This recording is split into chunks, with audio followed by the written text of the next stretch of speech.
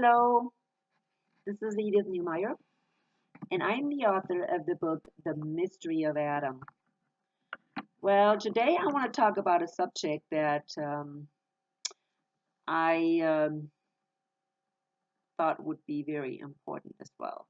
When I did my video on sex before marriage, dating and sex before marriage, I noticed that I had more views, and I think it was because the word sex was in my title. And so I also found in my comment section, I found a link to a pornographic site. So I thought I have to address maybe the topic of sexual immorality and fornication on one of my videos. So this is what I'm doing today. I will kind of do a little extension on this part of the sex before marriage thing, and then just go more into sexual immorality. Now, I am absolutely against sexual immorality. However, we're having problems again with translations. When we look at the New Testament, this word that was translated as sexual immorality or fornication, the original word was porneia. And porneia meant something totally different. It did not include sex before marriage. When the writer talked about porneia, they were talking about sexual immorality. However, sexual immorality was something different in the Old Testament than in our culture today. When we look up the word sexual immorality, our definition is very different than the definition that Paul and the writers of the Gospels, for instance, had in mind. They were Jews, and because they were Jews, they knew what Torah said about sexual immorality, and that's what they had in mind. And sex before marriage was not one of those things that was on that list. So we're going to look at those things. Again, the original word was porneia, and you can already listen to it. It has to do with pornography and prostitution, and specifically temple prostitution. So that word was used in those days to talk about temple prostitution, and not really so much pornography, but within that temple prostitution, a lot of pornography, of course, happened. So, but it included more. Okay, immorality again. You can trace back to Leviticus, and now we will read on that a little bit today. So again, let's start with first the Exodus part. Exodus 22:16 says, if a man seduces a virgin who is not pledged to be married and sleeps with her, he must pay the bride price, and she shall be his wife. Okay, so clearly here Moses writes that that's what happens. The reason for that is because when somebody has sexual relations, the two people become one, and therefore they're married anyways. You do not have to be married, legally, which it wasn't even done in those days. It didn't have to be in the church or in a what was it then, the temple or wherever. It was a contract, and so when two people already slept together, that was already, they became one already. Period. Okay. So therefore, the only thing that Moses recommended is that the guy pays the bride price, and she shall be his wife. Period. Nothing ceremony, blah, blah, blah, what we're doing today. Okay? That's how simple it was in those days. Now, complications would occur if the father would not agree to it. Now, that was kind of really difficult during this time because what father would want to have a woman, a daughter, who is now not a virgin anymore, a virgin, okay? Because a virgin was something very important. In those days, people wanted, in those days, and even during Jesus' time, until even in our time, virgins were the ones that men wanted to get married. Okay, I have to say that because that's the way it is. And so, what father would not do that? But again, the father had the option to disagree with this man that just seduced his daughter, and he could say, no, I'm not agreeing with it. However, at that time, the man still had to pay the bride price for virgins. So we can see here that there were different bride prices, one for virgins and probably one for non-virgins. And guess who was the bride price? Guess what? Which one was higher? Probably for the virgins. Okay, so it would be not advisable for the father to not let his daughter be the wife of this guy that was seducing her. But it does happen. Okay, so nothing else happened here. If this would have been a sin, then the two would have been stoned, but that was not the case. Okay, and it says here clearly, let's see, go back to 16. So Exodus 22:16. If a man seduces a virgin who is not pledged to be married, okay? If she was pledged to be married is a different story. It's a very different story. He may have committed adultery. I'm not quite sure. I mean, if she would have been, what is that called when it's almost the same as our engagement? There's another, it's almost like our engagement, but in the Jewish tradition, it was already, the lady was already married. So if she already was given to this other man and pledged to this other man, she might as well be married. Okay, and then it would have been a totally different story. She better screamed, because if she didn't scream and she went into this sexual arrangement, then she would have been committing adultery, and both of them would have been killed. They would have been stoned. Okay, but here it says clearly it was the who is not pledged to be married and sleeps with her. So it is a different story. So we can see here that this is not a sin. However, in those days, it was not recommended. Absolutely not recommended. So now let's go to the Old Testament to see what was considered sexual immorality. And we have to go to Leviticus 18, and then 20 is when they come up again with a similar list. So, but in 18 we find this list. And somebody kind of shortened this up. I don't read the whole thing. But here it is in summary.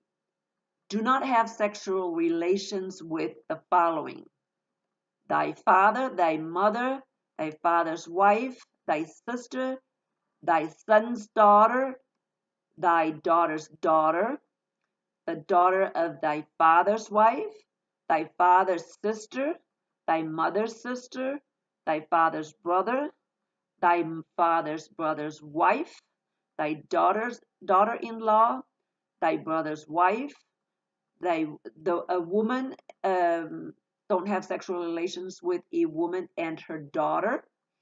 Do not have sexual relations with a woman and her son's daughter, with a woman and her daughter's daughter. Do not have sexual relations with thy wife in addition to her sister as rivals, whatever that means. Do not have sexual relations with a menstruous woman. Do not have sexual relations with thy neighbor's wife, because that's, of course, is adultery. And a man cannot have sex between men, so that's homosexuality. That it's not listed here for women, but that's also for women for sure. Men cannot have sexual relations with another animal, and the woman as well. No sexual relations with another animal. That is the list. Does not include sexual relations before marriage. Okay, and as sexual immorality. Now we know that Paul did mention a man in the church of Corinth having sex or sleeping with his father's wife. And of course, that is what? Sexual immorality. Okay. Now, to this list of sexual immoralities, there's, of course, also obvious things like you shouldn't give your daughter into prostitution, for instance. Okay. Or temple prostitution, of course, is absolutely a no-no because that's called idolatry. But it would also be sexual immorality, which Paul addressed. Do not become one with a temple prostitute. There's one, because, hey, you're one. That means you do not devalue the temple of God in such a way that you become a one with a temple prostitution. And of course, that makes sense, right? That makes sense with just anybody. You don't want to become one with a prostitute, period. You don't want to become one with a person who, lures you in these sexual games. You don't want to do that because that person devalues your body. So this is the list that we're having. And like I said, all the writers of the New Testament, they had that in mind. That's what they were thinking about. This is the list they were thinking about. Okay? They knew exactly what they thought was sexual immorality. And sex outside marriage or sex before marriage was not one of them. Of course, we know that adultery is sexual immorality, but it is more specific and is even in the Ten Commandments. Okay? The reason why things are immoral is because they devalue humankind. Okay? Anything that is immoral devalues our body, our human body.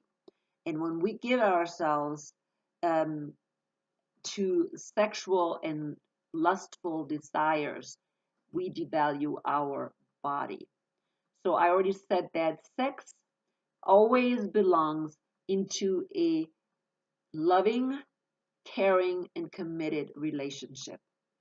Now, when two people have sex within a loving, caring relationship, it is might as well the same as being married. Okay. Again, it's not necessary for somebody to be married in the church to make it legal or even to have a legal marriage. In Colorado, we have a common law marriage, and so you don't have to be legally married, and you don't have to be married in the church to be considered married. Okay? A husband and a wife, or a man and a woman just has to live together and act like a husband and a wife. Okay? And that's the end of it.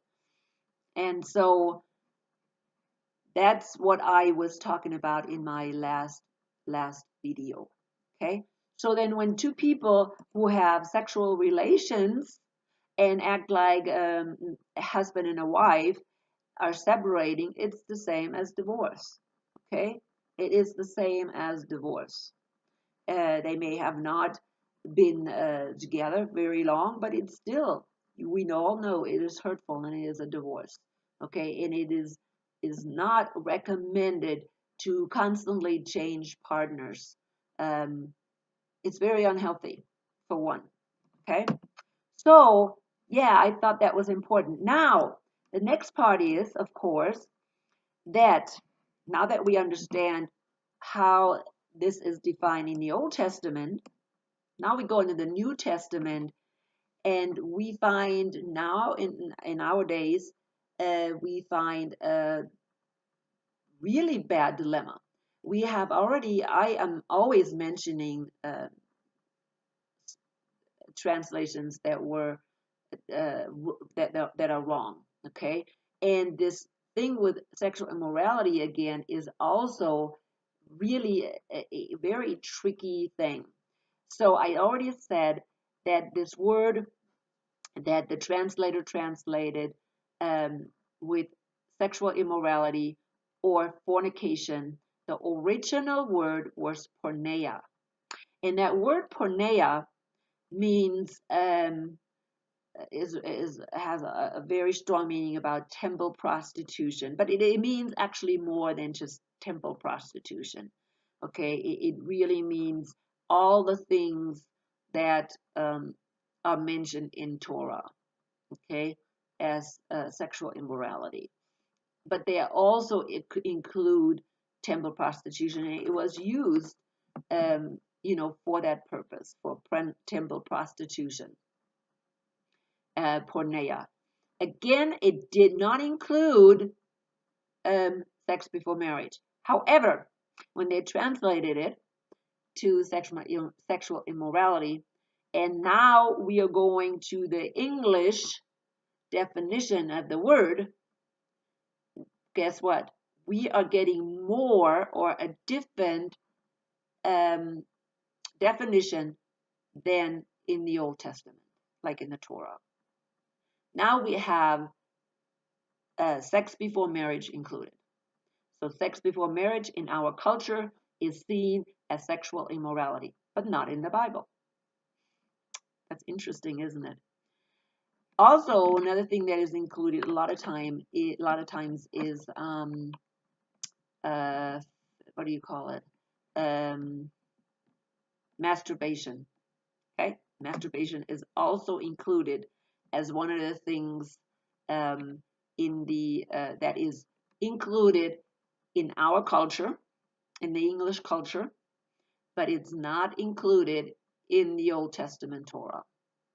Okay, so I know that a lot of people look that up and they make that mistake.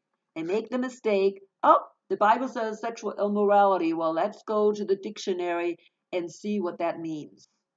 Well, then you get our cultural definition of what sexual immorality is. And that may not be the same as the definition of the Old Testament, which also was used by Paul and the writers of the New Testament. All the writers of the New Testament, they all have Jewish background. They were either Jews. I think most of them were Jews, if I'm thinking about it. Luke was the only one who was not a Jew, but he definitely had that in mind as well. Okay, so, well, again, I want to just totally tell you that no, I am not for prostitution or for uh, um,